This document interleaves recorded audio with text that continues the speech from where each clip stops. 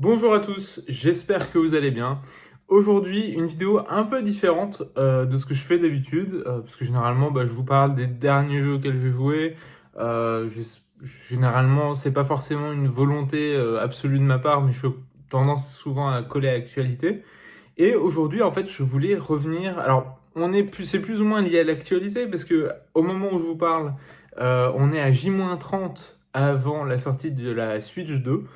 Et je pense, comme beaucoup d'entre vous, en tout cas si vous l'avez précommandé, en fait, j'ai du mal, je pense qu'à ça. Voilà, l'attente est longue. Ce dernier mois va être très très long. Donc beaucoup d'attente pour la sortie de la Switch 2. Et donc du coup, en fait, ce que je voulais faire, c'est simplement prendre le temps, de manière un peu chill, revenir sur la Switch 1 et pour simplement dire merci à cette console incroyable qu'a été la Switch et pour toutes les années de bonheur qu'elle nous a apporté, pour toutes ces heures passées sur tous ces bons jeux. Parce que ça paraît une évidence, mais déjà quand la Switch 1, quand la première Switch est sortie, déjà c'était pas évident que ça allait être un carton. Le concept était super alléchant, mais on savait pas à l'époque à quel point ça allait marcher, à quel point ça allait être efficace. Et donc voilà, c'était pas du tout une évidence, mais au final, voilà, maintenant aujourd'hui tout le monde connaît l'histoire. La console cartonne de ouf et on croule voilà, il y a des jeux dans tous les sens. Peu importe que vous vouliez que des jeux first party, donc des jeux sortis par Nintendo, ou que vous intéressiez un peu à tout ce qui est en dehors. Donc voilà, en fait, moi, ce que j'ai fait, c'est que c'est pas du tout les meilleurs jeux de la Switch, c'est pas du tout les jeux à absolument faire sur Switch. En fait, c'est les jeux. Je suis retourné dans ma collection, je suis allé voir ma collection et j'ai traversé la collection comme ça. Et puis j'ai pris tous les jeux. En tout cas, en les revoyant, j'ai eu des souvenirs forts que j'avais envie de partager. Et j'ai simplement fait une catégorie, une pile avec les jeux first party, une pile avec les jeux éditeurs tiers. Il y en a un ou deux où je suis pas sûr. J'ai un léger doute. Enfin, les jeux Platinum, c'est un peu compliqué puisque Nintendo a mis des billes dans les jeux concernés. Mais bref, le 100% pur jeu Nintendo et puis un peu tout ce qui est éditeur tiers à côté. Donc voilà, ça fait deux belles piles qui sont juste ici. Et donc, je vais pas, il y en a, voilà, c'est pas moi qui vous expliquer à quel point, c'est pas maintenant qu'on va découvrir que Breath of the Wild est un jeu incroyable, mais simplement, voilà, pour revenir un peu sur tous ces jeux en particulier, le hasard a fait que, et pour le coup, c'est pas volontaire, mais le hasard a fait que le premier jeu de la pile Nintendo, c'est Fire Emblem Three Houses. Et quel jeu c'était! Mais comme tout le monde, enfin, comme beaucoup de gens, je suis très très fan, et comme beaucoup de fans de RPG et de Tactical, j'apprécie beaucoup les Fire Emblem, mais j'ai vraiment, alors celui-là, je suis tombé dedans, mais j'en suis plus ressorti. C'était le jeu de mon été, de l'été où il est sorti. Voilà, j'ai vraiment adoré ce jeu. Je sais que la formule Fire Emblem, alors Persona avec des énormes guillemets, mais il y avait quand même de ça avec cette école avec qui on pouvait sympathiser avec les différents membres de notre équipe. On pouvait manger, on pouvait organiser des repas, etc. Passer du temps avec tout le monde, etc. Moi, je sais que il y a des gens qui, en gros, soit on adhère, soit on n'adhère pas. Moi, ça a fonctionné de ouf. C'est vrai qu'il y avait une petite touche de Persona dans mon Fire Emblem. C'était pas du tout pour me déplaire. C'est un jeu incroyable. Alors, je sais qu'il y a que les plus gros fans du jeu ont vraiment refait plusieurs fois. On fait avec les trois écoles pour avoir tous les scénarios, etc. Je vous cache pas que malgré tout mon amour pour le jeu, je suis pas allé jusque là, mais je comprends tout à fait l'attrait et je comprends qu'on ait pu le faire parce que c'était vraiment un jeu fantastique, ce Fire Emblem. Voilà, si vous l'avez pas fait, parce qu'il est sorti quand même plutôt assez tôt dans la vie de la console, si je dis pas de bêtises. Donc si vous l'avez pas encore fait, franchement, allez-y parce que c'est vraiment un classique. Breath of the Wild, bon voilà, on va pas revenir une énième fois dessus. J'ai très hâte de le faire avec la mise à jour Switch 2 pour pouvoir en bénéficier pour pouvoir en profiter comme si si je jouais sur émulateur PC, en gros, donc en 60 FPS. Ça a l'air, enfin c'est tout con, mais ça a l'air de changer complètement le jeu et de transcender le jeu. Donc voilà, je l'ai fait à sa sortie, je l'ai refait avant la sortie de Tears of the Kingdom et j'étais sur le cul. Enfin vraiment, le jeu est voilà, c'est le nouveau. Bah, à part voilà le jeu qui a plus marqué le jeu vidéo de ces dernières années avec Dark Souls. Voilà, c'est un jeu, c'est même pas un classique, c'est vraiment un incontournable, un jeu étape de l'histoire du jeu vidéo. C'est vraiment un chef-d'œuvre. Je pense que là, pour le coup, le terme n'est pas galvaudé. Euh, Après, voilà, on a sa préférence entre Tears of the Kingdom et celui-là. Je dois avouer qu'avec le recul, même si j'ai adoré Tears of the Kingdom, j'avoue que la simplicité, la pureté de Breath of the Wild, peut-être, si je devais absolument choisir, peut-être que j'irais sur Breath of the Wild, même si tout l'aspect construction, l'aspect puzzle, en fait, comment les sanctuaires de Tears of the Kingdom étaient tellement incroyables et tellement agréables à parcourir justement avec toute cette mécanique de construction. Ce serait très dur à choisir, mais voilà, un chef-d'œuvre absolu, mais bon, tout le monde l'a déjà fait au moins une fois, donc voilà, on peut passer à autre chose. Metroid Prime Remaster, un jeu qui était déjà incroyable à sa sortie sur GameCube, mais qui est transcendé, et c'était vraiment, en fait, je le mentionne parce que, pareil, c'est vraiment un classique. Ce jeu qui était vraiment je me souviens dans les tests de Joypad à l'époque, il parlait de FPA, donc de First Person Adventure. Et donc voilà, un jeu qui a une tête de FPS, mais qui a un feeling vraiment de jeu d'exploration, comme un Metroid. C'est un tour de force, c'était une masterclass de la part de Retro Studio de réussir un tel pari. Et en plus, je le mentionne ici parce que je pense pas qu'on s'attendait à ce que le jeu revienne, mais que son remaster sur Switch soit aussi léché, aussi beau. Le jeu est vraiment absolument magnifique. Et donc ça met quand même pas mal en confiance avec l'arrivée de Metroid Prime 4 sur Switch 2. Donc les mecs, voilà, d'un point de vue technique, les mecs de toute façon ont toujours été au top.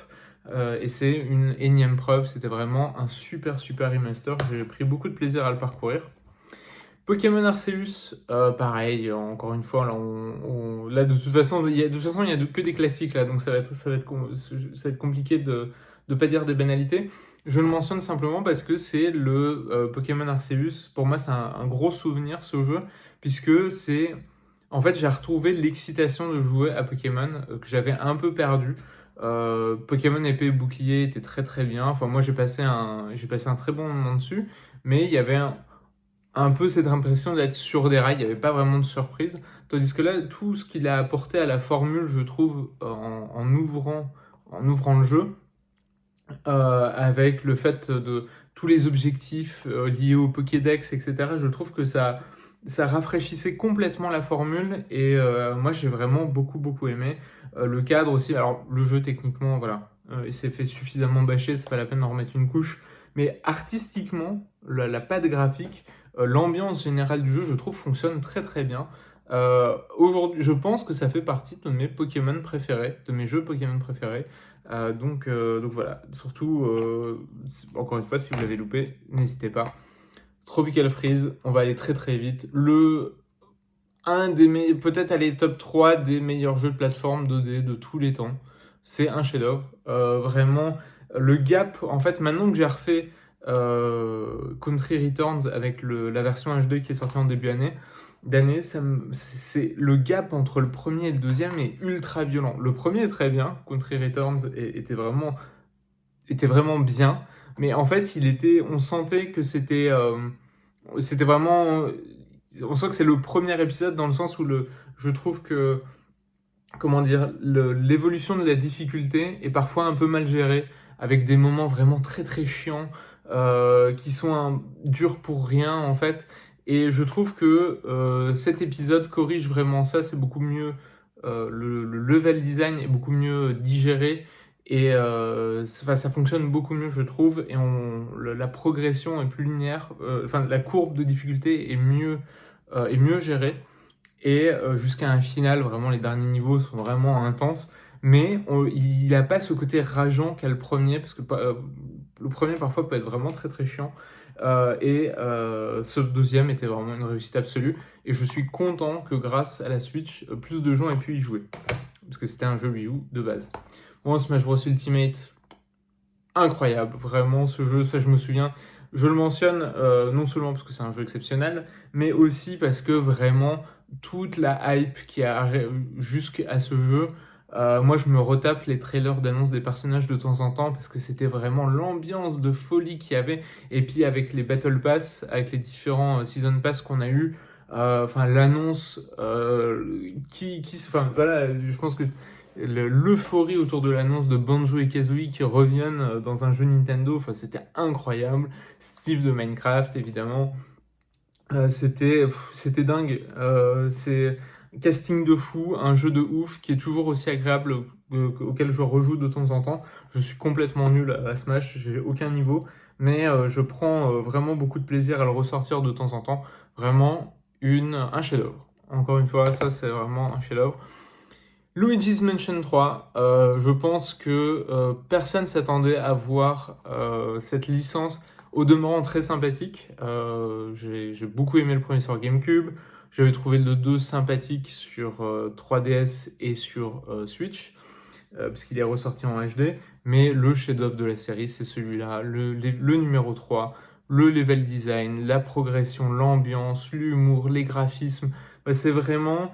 je suis très très content que, enfin vraiment cette équipe, alors mince, je vais me faire allumer parce que je cherche le nom du développeur et ça va pas me revenir et je pense pas qu'il soit écrit quelque part. Je le cherche, mais donc c'était les mecs qui avaient aussi développé les Strikers, les Mario Strikers, qui sont notamment l'épisode 8 que j'avais adoré. Donc vraiment chapeau à eux, ils ont vraiment step up de fou sur ce jeu. Et vraiment, le troisième épisode, Luigi's Mansion 3, c'est vraiment pour moi un des meilleurs jeux de la console, tout simplement. Donc vraiment à faire à tout prix. Super Mario Bros Wonder, bon bah voilà, on va pas. Celui-là, pareil, ça fait partie des jeux que tout le monde a sur la Switch. Excellent jeu. Encore une fois, moi, le seul reproche que j'avais à faire, c'était que en fait le challenge arrive un peu trop tard et trop peu. En fait, ça manquait un tout petit peu c'était délicieux, comme un gâteau délicieux, mais qui manque un tout petit peu de consistance. En fait, c'était vraiment un peu ou un excellent plat, mais dans lequel on aurait juste une toute petite part en fait. Et j'ai eu un tout petit peu de frustration par rapport à ce jeu, mais en fait, j'y repense souvent aux idées de gameplay, à la musique, à la patte graphique, et c'est un jeu exceptionnel. De toute façon, enfin vraiment, ça, là-dessus, il n'y a aucun problème. C'est juste que, voilà, moi, ça m'aurait pas gêné d'avoir soit un DLC ou une version plus de ce jeu, avec des niveaux un peu additionnels, un peu un Super Mario Bros 2 de ce jeu, en fait, une version un peu vénère.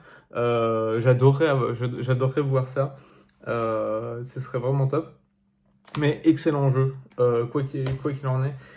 Donc, aucun souci. Link's Awakening, bon bah ça pareil, c'était très cool de voir ce remake du jeu Game Boy.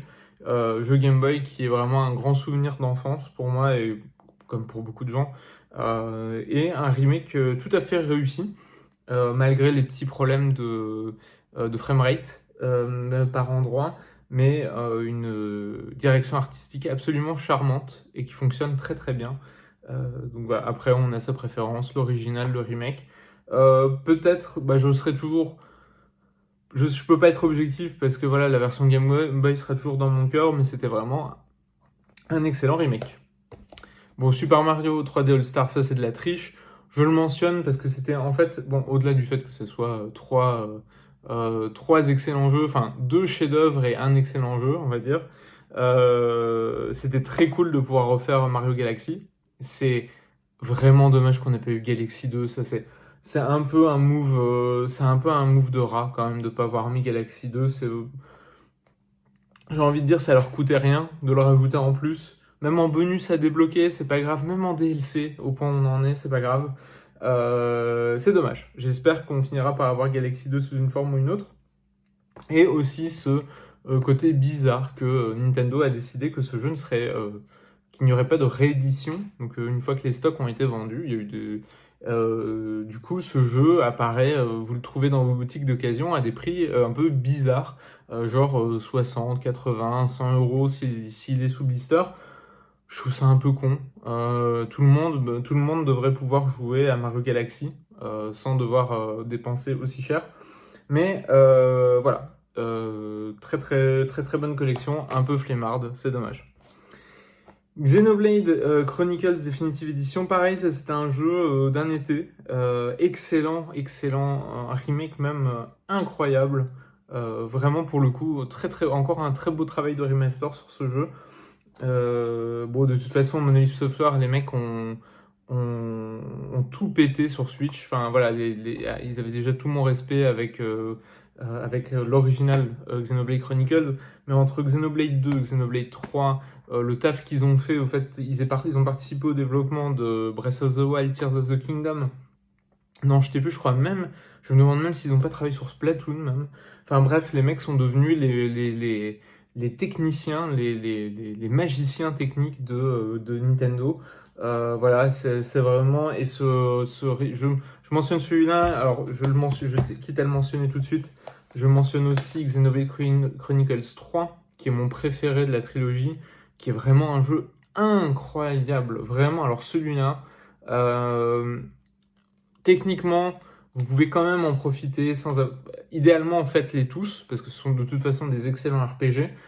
Mais allez, si vous avez l'occasion, si vous absolument n'en faire qu'un seul, moi je vous conseillerais quand même le 3. Ne serait-ce que ouais, parce qu'il a une ambiance de ouf. Enfin, le scénario est ma boule. Enfin, le concept de base est génial. Et l'OST est à se rouler par terre. C'est vraiment.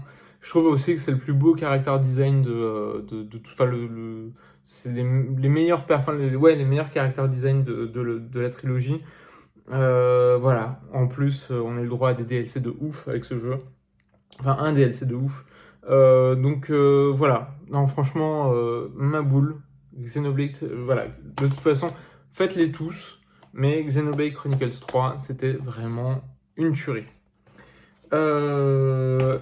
Bon, Tears of the Kingdom, j'ai déjà parlé de Breath of the Wild. C'est plus ou moins la même chose. C'est aussi, c'est d'ailleurs le jeu avec lequel j'ai commencé cette chaîne. Donc voilà, il aura toujours une place spéciale dans mon cœur. Que dire? C'est une variation sur un chef-d'œuvre qui est aussi un chef-d'œuvre. Donc voilà, vraiment un plaisir. Mais bon, voilà, on va pas s'attarder plus que ça. Et les derniers, alors c'est quasiment que du Mario. Un jeu que j'ai trouvé un peu bizarrement boudé, c'est un jeu qu'on a tendance un peu à skipper rapidement. Mais moi j'ai passé un excellent moment sur Paper Mario The Origami King. Je trouvais que le système de combat sur disque et ce système de disque était super malin en fait, et ça donnait des affrontements assez fun. Les Paper Mario ont tendance à être un peu, c'est des jeux un peu ronflants, au rythme un peu Paper, désolé. Mais j'ai trouvé celui-là vraiment. Je sais pas si c'est parce que j'étais particulièrement bien luné ou quoi que ce soit, mais j'ai vraiment passé un très très bon moment sur ce jeu. Même j'ai des très bons souvenirs même de certains moments de l'histoire en particulier. Et puis tout le délire origami qui fonctionne très très bien évidemment, Paper Mario Origami. C'était fait pour se rencontrer. Non, c'est vraiment, honnêtement, alors je vais dire un blasphème parce que je sais que la porte millénaire est très très cotée chez les fans. Moi je pense que c'est mon préféré des Paper Mario. J'ai vraiment passé un très très bon moment en tout cas. Et bon, alors là, encore une fois, des classiques. Super Mario Odyssey, tout le monde l'a fait. Un chef-d'œuvre, c'était vraiment quelle année? C'était vraiment le feu d'artifice final de la première année de la Switch. Quelle année de dingue quand même entre Splatoon, Mario Kart, Breath of the Wild. Bon, il y a eu ARMS, qui était sympa, mais bon, ça a fait, personne s'est réveillé pour ça. Xenoblade Chronicles 2 et Super Mario Odyssey, enfin, c'était de la folie. Et ce Mario Odyssey est vraiment était ouf. Est-ce que c'est mon Mario 3D préféré? Non, je pense que ce sera toujours Galaxy 2 pour moi. Mais un très très grand Mario quand même. Je sais que des gens sont déçus qu'on n'ait pas de Mario 3D au lancement de la Switch 2, mais je pense que Donkey Kong Bonanza sera un très très bon palliatif. Euh, le remake remaster, la ressortie de Super Mario 3D World. Bon, le jeu de base était excellent. Évidemment, il est sorti sur 8 personnes y a joué. Même si c'était. Enfin, vous comprenez ce que je veux dire. Mais surtout, ce qui valait le coup, c'était ce supplément Bowser Fury qui était vraiment excellent. Très inventif, très fun. C'était vraiment très frais aussi dans la formule Mario. Un côté un peu open world, un mini open world en fait, un tout petit open world, un diorama presque, mais qui fonctionnait très très bien et un concept vraiment fun. Et moi j'aime beaucoup quand Nintendo se rappelle que Bowser est un méchant et essaye de le rendre de nouveau impressionnant. Je trouve que ça fonctionne très très bien. Et là, le fait d'en faire un espèce de Godzilla, ça fonctionne de ouf, quoi. Voilà, Super Mario 3, pareil, mais bon, ça, tout le monde l'a dit, tout le monde l'a fait, il n'y a pas de souci. Et alors, c'est un des plus récents de la liste, mais je mentionne simplement Mario Party Jamboree, d'une part parce qu'il va avoir sa ressortie sur Switch 2, mais aussi parce que c'était un peu mon jeu des dernières fêtes de fin d'année. Et en famille, on s'est beaucoup marré. Alors, voilà, Mario Party, c'est typiquement le jeu appareil à raclette qu'on ressort quand on a des amis à la maison ou de la famille. Et le fait est que ça a fonctionné, ça a largement fait son office pendant les dernières fêtes, donc je tiens à le remercier. Là, c'était pour tout ce qui est pur Nintendo. Maintenant, on va attaquer direct les jeux third party. Alors, pareil, on va aller assez vite, même si j'ai déjà mis une vingtaine de minutes. Le Taiko no Tatsujin, Drum and Fun. Alors, j'ai pas, alors j'ai les tambours j'ai eu la flemme de ressortir le tambourin. Mais justement, je le sors parce que je me suis beaucoup éclaté avec cette ressortie. Alors les Taiko no Tatsujin, il y en a 1 milliard, toutes les consoles ont leur Taiko no Tatsujin. Mais en fait, je le mentionne parce que alors je suppose que Namco a voulu rider sur le succès de la Switch et s'est dit, une console un peu qui a un succès populaire, peut-être qu'il y a moyen de placer notre jeu de musique en bundle avec son petit tambourin, etc. Et c'était la première fois, en tout cas ça faisait longtemps que j'avais pas vu, un jeu musical avec accessoires qui était... Alors il n'y en avait pas des millions partout, mais il était quand même très facilement trouvable un peu partout. Et bah voilà, c'est toujours chouette, je trouve. C'était pas mon premier Taiko no Tatsujin, mais celui-là fait tout à fait le café. Il est vraiment ultra classique. C'est pas la version avec un mode jeu d'aventure qui est sorti après. C'est vraiment le Taiko no Tatsujin de base. Mais si vous connaissez pas, franchement, essayez de vous le choper avec le tambourin. Ça fait toujours son petit effet. Et typiquement, même chez les gens qui n'ont pas l'habitude de jouer, je sais que ça fonctionne bien. Donc voilà, excellent jeu de rythme. Et c'était vraiment très très cool de pouvoir y jouer sur Switch. Bon, là, je vous fais grâce de mon laïus habituel, mais ça fait partie des jeux qui m'ont marqué sur Switch. On a eu le droit à toute la série des Phoenix Wright Ace Attorney, y compris le spin-off dans le Japon féodal. Vraiment, c'était avec le Great Ace Attorney. Ces versions boîte n'existent pas, ne sont pas sorties en France, mais elles sont très très facilement importables via Amazon, via PlayAsia. Que ce soit les versions américaines ou Asia, ça se trouve très très facilement. Je vous encourage à vous procurer. Évidemment, si vous n'en avez qu'un seul à faire, faites la trilogie de base. Parce que voilà, c'est le plus simple. C'est des jeux qui sont relativement courts. En plus, donc comparé aux suivants qui ont tendance à traîner un peu plus en longueur, ne faites que la trilogie de base si vous ne devez en prendre qu'un, mais n'hésitez pas à tous les faire parce que Phoenix Wright c'est la vie. Le spin-off, pour moi, mention spéciale pour ce spin-off qui est d'une qualité incroyable, The Great Attorney Chronicles. C'est dommage qu'il soit aussi long parce que ça me décourage de le refaire. Re-signer avec les 2 jeux, je pense que c'est entre 60 et 80 heures de jeu.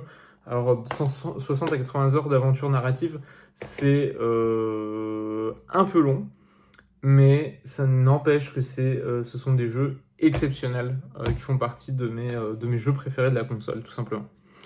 Ma petite mention pour VanillaWare, avec un petit combo 13 Sentinel, Unicorn Overlord. Alors évidemment, c'est pas des jeux exclusifs à la Switch. D'ailleurs, ça va être le cas dans beaucoup des jeux que je vais mentionner, mais on s'en fout. Enfin, moi, c'est des souvenirs que j'ai liés à la Switch.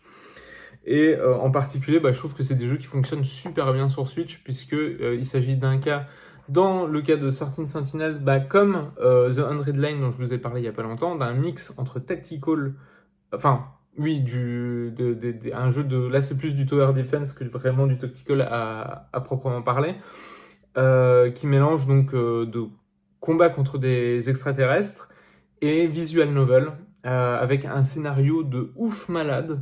Franchement, c'est pas de l'emphase. Je pense pas que vous avez pas dû entendre beaucoup d'histoires comme ça dans toute votre vie à base de voyages temporels, etc. C'est un peu, ça part complètement dans tous les sens. On va pas se mentir. Mais les persos sont ultra attachants. C'est beau, mais c'est beau à se rouler par terre. C'est vraiment ultra agréable à suivre. En plus, il y a des récaps des fiches personnages, etc., des timelines, etc., pour s'y retrouver. C'est vraiment un jeu fascinant. Vraiment, faites-le. Une histoire de dingue. Un gameplay ultra efficace. Encore une fois, sur l'écran de la Switch OLED, c'est vraiment d'une beauté à tomber par terre, ou sur l'écran de votre télé. Mais vraiment, faites ce jeu. Vraiment. Honnêtement, je me demande si je vais pas relancer une partie bientôt. Parce que à chaque fois que je regarde cette jaquette, je suis nostalgique de l'excellent moment que j'ai passé sur ce jeu. Vraiment, 13 Sentinel, un jeu à faire. Tout comme Unicorn Overlord, moi je vous en ai parlé l'année dernière, donc je vais pas vous en ressouler avec. Une des meilleures collectors de la Switch, peut-être même la meilleure collector de la Switch, qui est ici, donc je vous avais fait l'unboxing. Du tactical, mais vraiment très bon, ultra addictif. Un scénario qui va tout droit, et de temps en temps ça fait du bien de pas se prendre trop la tête. Un système de jeu ultra efficace, surtout la progression, la manière dont le jeu vous introduit en permanence progressivement des nouvelles mécaniques, des nouveaux types de persos, des nouvelles classes, de manière très fluide, si bien qu'au début vous trouvez le jeu super simple, et puis tout d'un coup vous dites oh la vache, mais en fait je suis en train de gérer plein de trucs en même temps, et au final vous n'êtes même pas rendu compte quand vous introduisez des nouvelles mécaniques. Donc une masterclass de game design. Vraiment excellent jeu. Dieu merci. Le studio avait tout misé, avait fait all-in sur ce jeu. Heureusement, il a bien fonctionné. C'est dommage que VanillaWare sorte pas ces jeux aussi sur PC, parce que je pense que ça pourrait très bien marcher aussi. Et voilà. Donc Unicorn Overlord, allez-y. C'est de la bonne. Et en plus, d'ailleurs, Unicorn Overlord, ça fait partie de ces jeux. Alors sur la version Switch, je sais pas, mais la version PS5, je la vois de temps en temps dans les bacs à soldes, genre à 10 balles. Donc pour 10 balles, franchement, faites pas chier, allez-y. Au bout d'un moment, il faut se forcer. Et alors là, une petite série sur une de mes séries préférées. Alors, j'ai 1 milliard de séries préférées. Une de mes séries de cœur, c'est les Bayonetta. Donc là, on a la ressortie du premier épisode qui était en exclusivité sur le Nintendo Store. Le 1, le 2 avec le 2 avec le 1 à télécharger, le code pour télécharger le 1. Le 3, le mal aimé. Alors voilà, je vais me focus sur Bayonetta 1 et 2. Tout le monde sait que ce sont des classiques. Chacun a sa préférence. Si vous préférez le gameplay ultra ciselé, ça va être le 1. Si vous préférez l'action, le côté ultra impressionnant de la mise en scène, vous préférez le 2. J'ai une légère préférence pour le 2, même si le 1 est incroyable. C'est des chefs-d'œuvre, le 1 et le 2, il n'y a pas de souci. Le 3 est un peu en dessous, je vais pas mentir, je vais pas prétendre que le 3 est au niveau de ses illustres prédécesseurs. Je n'en démords pas, ça reste un excellent jeu qui mérite vraiment qu'on lui accorde du temps. C'est un peu dommage que l'introduction du deuxième personnage fonctionne. Enfin, le nouveau personnage. En fait, le nouveau personnage est très bien et plutôt fun à manier, mais le problème c'est que comme elle a un gameplay, je trouve un peu moins permissif que Bayonetta.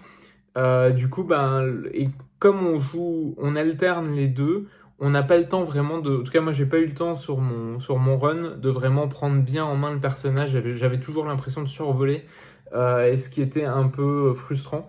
Mais il n'empêche que les idées de situation, la mise en scène, le charisme des personnages, vraiment, c'est un très, très, très, très, très, très bon jeu. Franchement, allez-y.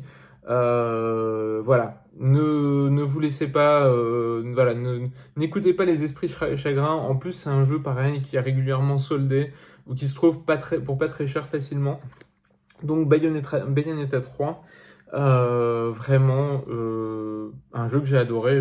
J'avais enchaîné en fait quand il est sorti, j'ai enchaîné les trois et ben j'ai passé un excellent moment. C'était vraiment un très très bon souvenir de la Switch.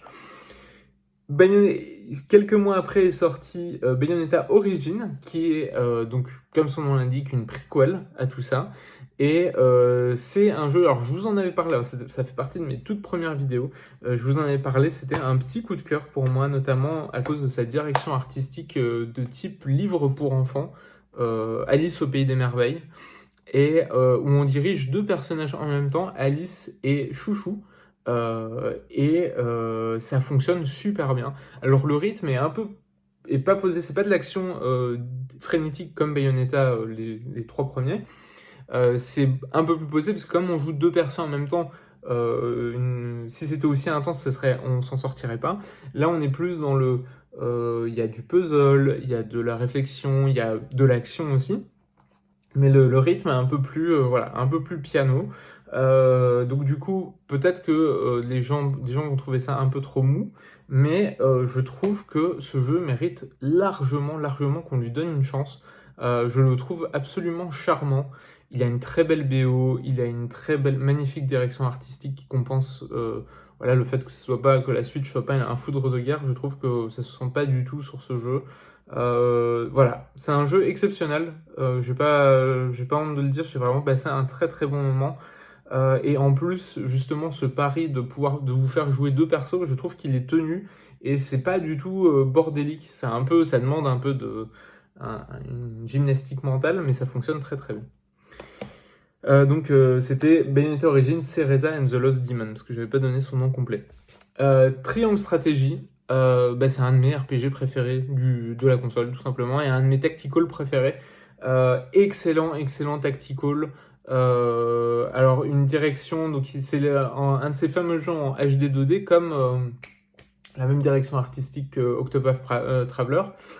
Une ambiance très Game of Thrones, avec un jeu en fait qui se base sur la notion de choix, avec qui vous allez quoi qu'il arrive devoir faire des alliances. Vous allez avoir des choix vraiment durs à faire et c'est pas genre gentil, méchant, tuer, pas tuer, etc. C'est vraiment avec qui je m'allie, avec qui je vais servir, les actions de qui, à qui va bénéficier mes actions. Il va y avoir des conséquences concrètes. Il y a une route scénaristique parfaite qui existe, mais qui n'est pas évidente. Sans Solus, je pense que c'est très compliqué d'y accéder. Mais moi, j'ai pas eu la fin parfaite, mais je suis très content de ma fin, en fait, que j'ai eu, parce que j'ai trouvé effectivement très cohérente avec les choix que j'avais fait, et j'ai trouvé très belle. Donc j'ai pas du tout eu envie, je suis allé voir sur YouTube par curiosité la fin parfaite, mais au final, je suis très content de la fin que j'ai eue. Le jeu est, alors, petit avertissement, si c'est votre si vous n'avez pas l'habitude des tacticals, le jeu peut piquer un peu à partir de la moitié. Le jeu globalement commence tranquille et puis voilà, le jeu n'hésite pas à vous mettre des petits coups de pression. C'est comme tous les bons tacticals, en fait, ça va surtout se jouer aux situations. Le jeu va varier c'est pas vraiment une question de leveling. mais le jeu va vous mettre dans des situations, va multiplier les situations un peu comme des puzzles en fait, et vous allez devoir trouver vraiment les meilleures stratégies dans chaque cas. Il y a un mode facile qui aide beaucoup, sans non plus vous faire le jeu à votre place. Donc voilà, n'hésitez pas à adapter la difficulté en fonction. Mais moi j'ai vraiment beaucoup aimé le jeu. Les personnages sont magnifiques. Enfin voilà, il y a un personnage de garde du corps que j'avais beaucoup apprécié. Une espèce de Arya wannabe, un peu comme Arya dans Game of Thrones. Il y a un personnage qui ressemble. Vraiment, Triangle Strategy. Un nom nul. J'espère que voilà, ils auraient quand même pu se fouler un peu sur le nom, parce qu'il me semble que c'était le nom de projet du jeu. Mais bref, donc Triangle Stratégie, donc avec cette notion de triangulaire, liée aux alliances qu'on va devoir faire. Mais très très très bon jeu, graphisme magnifique qui fonctionne très très bien. Donc voilà, surtout n'hésitez pas à lui donner aussi une chance. Là, on va enchaîner. Alors je les mentionne. Alors déjà parce que ce sont des jeux excellents, mais aussi parce que la Switch c'était des portages. En fait, c'était un peu une console laboratoire où on se disait à chaque fois qu'un jeu était annoncé, on se disait oh la vache, mais ils vont réussir à sortir ça sur Switch. Et du coup, j'ai mentionné ceux qui m'avaient le plus impressionné, en tout cas, peut-être pas les plus impressionnants techniquement, ceux dont je me souviens le plus et sur lesquels j'ai passé le plus de temps. Évidemment, je pense que c'est le plus évident, c'est le fait que The Witcher 3 tourne sur Switch. Ça, encore aujourd'hui, ça me fait péter le crâne. Et ce qui est drôle, c'est que CD Projekt va réitérer un peu le même exercice. Alors, c'était pas directement CD Projekt, c'était Saber Entertainment qui s'était occupé du portage. Mais du coup, on va avoir Cyberpunk sur Nintendo Switch 2, et moi, ça me fait un peu le même effet, sachant que, pareil, là, dans la cartouche, on avait le jeu et les extensions, et pour Cyberpunk, on va avoir aussi le jeu et les extensions sur cartouche. Donc l'histoire se répète, je trouve ça assez rigolo. Et excellent portage. Moi, c'est comme ça, en fait, j'étais très content de pouvoir refaire le Witcher en portable, et je trouve que ça fonctionne, c'est un jeu qui fonctionne très très bien, ne serait-ce que par sa longueur. Alors c'est très agréable de pouvoir se poser, de pouvoir profiter des magnifiques graphismes sur la version soit PC ou PlayStation 5. C'est sûr que ça aide, ça bénéficie beaucoup à l'immersion, mais un jeu aussi long, c'est quand même cool de pouvoir y jouer en portable. Sinon, voilà, pour certaines personnes, ça peut être impossible de le terminer. Donc, masterclass de portage que The Witcher sur Switch. Et puis, je vous en avais parlé il y a pas longtemps, mais je voulais le rementionner parce que même avec le recul, j'ai peut-être pas assez insisté sur le fait que ce jeu était vraiment, ce portage était vraiment impeccable techniquement. Guilty Gear Strive, vraiment magnifique, un de mes jeux de baston préférés de ces dernières années, et qui a le droit à une très très belle version Switch, donc surtout allez-y. Et Persona 5 Royal, le portage, alors le seul défaut de ce portage, je pense, c'est qu'il est venu très très tard dans la vie de la console, et tous ceux peut-être qui l'attendaient, ont fait peut-être le jeu sur Steam Deck, ou ont fait simplement le jeu ailleurs. Du coup, je trouve qu'il est sorti un peu tard par rapport à ce qu'il aurait pu. Mais il n'en reste que c'est une très belle version du jeu. Évidemment, qui n'est pas la plus belle version du jeu, mais il n'empêche, même réflexion que sur The Witcher, quand il s'agit de RPG qui dépassent la centaine d'heures, pour certaines personnes, c'est quasi nécessaire de pouvoir les faire sur portable, sinon ils ne peuvent pas trouver le temps. Alors, ça fait pas partie des meilleurs jeux de la console, mais je sais pas pourquoi, j'ai vraiment accroché. J'avais fait le jeu à l'époque, mais ce remaster, je l'ai dévoré sur Switch quand il est sorti. C'était Crisis Core. Alors, je vous montre le steelbook parce que j'adore ce steelbook. Crisis Core Final Fantasy VII Réunion. Donc, le remaster de Crisis Core. Qui est un jeu qui a ses limites, qui a Gact, qui est un jeu qui a un ça a les défauts de la compilation au Final Fantasy VII, donc c'est-à-dire que ça rajoute du lore un peu pour rajouter du lore, c'est-à-dire que c'est pas ce qui est rajouté est pas forcément nécessaire, voire parfois a tendance, je trouve, à casser un peu le côté emblématique du scénario d'origine. Il n'empêche que ça reste un jeu qui est, je trouve, un action RPG très efficace et très addictif, en fait. Et voilà, je suis tombé dedans, je m'attendais pas du tout. J'en avais un très bon souvenir sur PSP. Et là, je suis retombé dedans. Je pense que c'était parce qu'il y avait de l'anticipation de la sortie de Rebirth. C'est ça, oui, c'était l'anticipation de la sortie de Rebirth. Que tout d'un coup, j'avais grave l'écro de refaire. J'avais envie de jouer Zack, j'avais envie de replonger dans cet univers en attendant Rebirth. Donc voilà, très très bon. Enfin, un bon jeu. Un bon jeu, pas un jeu exceptionnel, mais un bon jeu et qui a en plus tourné très bien sur Switch. J'ai envie de dire encore. Encore pour rester dans bah tiens, enfin pour rester dans l'action RPG. Bon, je vais passer, je vais parler de deux quoi qu'il arrive. Je vais commencer par Trails of Mana, qui est un jeu que j'adore, un excellent remake. Vision of Mana, Vision of Mana était sorti l'année dernière et il était très bien et c'était par la même équipe, si je dis pas de bêtises, qui a réalisé ce remake et ce remake est vraiment incroyable. Alors si vous pouvez le faire, si vous préférez le faire, la version, je sais que la version PS5, Xbox tourne évidemment mieux et vous allez pouvoir y jouer en 60 FPS et comme c'est un action RPG assez nerveux, peut-être c'est probablement la meilleure façon d'y jouer. Il n'empêche que moi je l'ai fait sur Switch et j'ai passé un excellent moment. Trails of Mana, c'est du action RPG ultra classique, mais ultra efficace avec des systèmes de classe différents.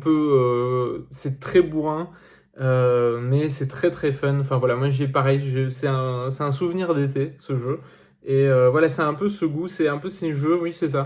On va passer l'été dessus.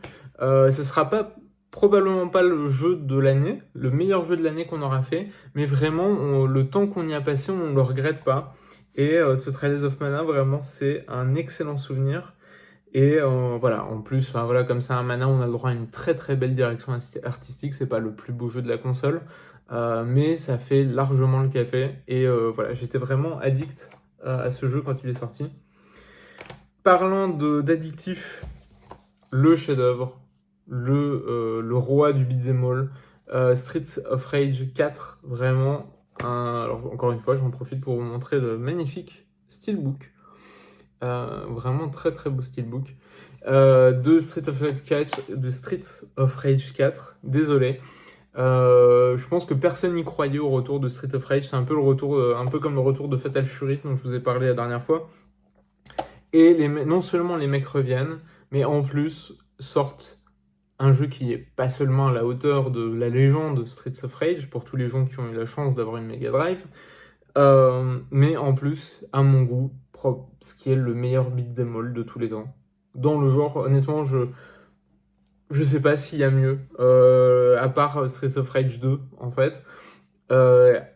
Beau, complet, ultra addictif, avec ce gameplay vraiment aux petits oignons qui fonctionne aussi bien juste pour faire une run comme ça ou pour jouer avec des potes, ça fonctionne très très bien. Mais alors si en plus on veut creuser, essayer de monter dans le high score, monter la difficulté, monter le challenge, vraiment optimiser la gestion de foule, optimiser les combos, etc. Quel jeu incroyable, vraiment un chef-d'œuvre, tout simplement, une bande son de ouf, Olivier de Rivière. Pareil, on te demande, enfin voilà, c'est le challenge de ouf de passer, de faire une bande son d'un Street of Rage après Yuzo Koshiro. Alors évidemment, Yuzo Koshiro participe à la bande son, mais voilà, c'est un de mes jeux préférés. Alors pareil, il est dispo partout sur toutes les consoles de la planète, sur tous les supports, et c'est très très bien. Donc peu importe. En plus, c'est un jeu qui est régulièrement soldé, genre à 10 ou 15 balles. Si vous n'avez jamais fait Street of Rage 4, faites-le. Peu importe le support, sur Switch, ailleurs. Jouez-y seul, jouez-y avec des potes. Mais vraiment, faites-le. C'est un chef-d'œuvre. Voilà, c'est un chef-d'œuvre du jeu vidéo. Vraiment très très très très grand jeu. Tous les persos sont fun à jouer en plus. Enfin, c'est vraiment peu importe votre style, peu importe que les beat'em all soient pas votre truc, je pense qu'il suffit juste d'aimer les bons gameplays bien nerveux, bien punchy, et voilà. Voilà, un chef-d'œuvre de plus pour la console. Et pour terminer, Astral Chain, je voulais le mentionner aussi parce que j'ai mentionné tous les Bayonetta. Tant qu'on est à parler de Platinum Games, je le mentionne parce que ça fait un peu partie de ces jeux. Bah, c'est un peu comme Bayonetta Origins, des jeux qu'on a tendance à un peu oublier, mais qui est vraiment, je trouve, non seulement intéressant de par son univers. Et ben, il avait le mérite de proposer une nouvelle licence, un nouvel univers, ce qui est quand même pas tous les jours. Mais en plus un gameplay innovant avec pareil cette notion de jouer. Visiblement c'était quelque chose qui les titillait chez Platinum, le fait de diriger deux personnages puisqu'on gère un personnage principal mais aussi sa légion, voilà, c'est espèce de pas de méca mais c'est ces unités que vous contrôlez et qui va vous se battre en même temps que vous. Je trouve que ça fonctionne très très bien. C'est un peu spécial à prendre en main. Je pense que c'est ça qui a fait ça vraiment. C'est ce côté un peu déroutant, le fait que ça soit un univers. Alors visuellement, on adhère pas. Moi, je trouve que ça fonctionne plutôt pas mal. Un excellent jeu, je trouve. Enfin, un très très bon jeu. Peut-être pas un des classiques de la console, mais si vous avez poncé tous les Bayonetta, que vous êtes en manque justement de ce genre de jeu, et que vous n'avez pas peur qu'on vous rajoute une petite saveur un peu exotique, donnez une chance à Astral Chain. Vraiment, il le mérite. C'est un très très bon jeu de la console. Et voilà, je voulais le mentionner. Et enfin, encore un petit mal aimé, Mega Man 11. Alors, il n'est pas sorti, ça c'est une version que j'ai achetée aux États-Unis ou que j'ai importée. Il me semble que ça c'est la version US. Il n'est pas sorti en boîte chez nous. Mega Man 11, alors pareil, sorti partout, c'est pas une exclue Switch. Mais moi je l'aime bien, ce petit Mega Man 11. Alors évidemment, c'est pas on va pas dans 10, 15, 20 ans, on le regardera pas, on regardera pas en arrière en se disant ah ouais, ce classique Mega Man 11 au même niveau que les autres épisodes de la série.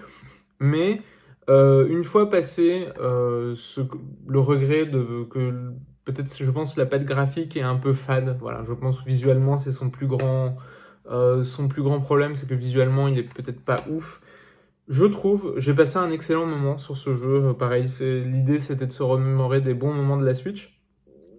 Et bah moi, j'ai passé un très bon moment old school, un petit plaisir old school qui fonctionne tout à fait bien, sans forcément être au niveau des classiques de la série. Voilà, c'était long. Je suis désolé, j'ai pris mon temps. Enfin, j'ai pris mon temps. Pourtant, j'ai essayé quand même de pas faire 3 heures sur chaque jeu. Mais voilà, il y en a pour tous les goûts. Évidemment, j'ai pas mentionné tous les classiques. J'ai pas mentionné Mario Kart. Mais voilà. En même temps, Mario Kart, moi, c'est vraiment un jeu que j'avais poncé sur Wii U déjà. Donc, j'ai beaucoup joué sur la version Switch. Mais bon, j'avais déjà un peu fait le tour. Et puis, les circuits qui ont été rajoutés après ne m'ont pas tous fait lever la nuit. Donc moi j'étais un peu passé à autre chose, donc j'avoue que les derniers circuits qui ont été rajoutés, je les ai pas tous autant poncés que les autres. Donc voilà, pour moi dans ma tête, Mario Kart 8, ça reste quand même un peu un jeu Wii U, même si c'est le jeu le plus vendu de la Switch et un des jeux les plus vendus de tous les temps. Mais voilà, Mario Kart 8, il y a un milliard de classiques que j'ai pas mentionné. N'hésitez pas d'ailleurs à me mentionner vos jeux Switch préférés. Et voilà, c'était une manière tout simplement dans l'attente de la Switch 2, revenir un peu en arrière et se rappeler que c'était une console, c'est encore une console incroyable pour pas très cher parce que malheureusement la Switch n'a pas baissé de prix. Donc on peut pas dire que c'est une console bon marché, mais techniquement, mais pour les gens qui veulent pas encore passer à la Switch 2, no stress les gars, il y a encore plein de belles choses à faire, à découvrir sur Switch 1. C'est une console vraiment incroyable. On aura passé quand même de bien belles heures, des centaines et des centaines d'heures sur cette console avec des jeux exceptionnels. Et voilà, j'espère que j'aurais pu vous en faire découvrir ou au moins vous rappeler l'existence de certains d'entre eux. N'hésitez pas à me partager vos jeux Switch préférés si je les ai pas mentionnés. Et ça me fera plaisir d'ailleurs de voir des suggestions de jeux que j'aurais loupés. Et puis voilà. C'est tout pour moi. Je vous remercie encore d'avoir pris le temps de regarder cette vidéo. Et puis je vous dis à une prochaine. Salut!